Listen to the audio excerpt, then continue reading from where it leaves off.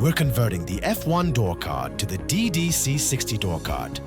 First, we need to know whether the F1 card is used for a folding door or a white door. Once that's clear, we start with the wiring. The 24-volt power cable goes into the double gray terminal. The switch common is connected to the first slot of the green terminal. That's the plus 24-volt input.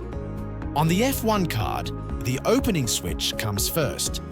But on the DDC60 card, the closing switch comes first. So we connect the closing switch to input S1, which is the second input, and the opening switch to the third input. We don't use the shunt that was used on the other door card.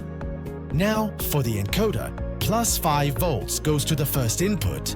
GN, the ground, goes to the second input. It doesn't matter whether we connect A or B, either one works. So in total, we use 3 wires, even though the card has 4 inputs available. Also on the door card, there's a section labeled 1CH spacer. You'll see a 5-pin header there.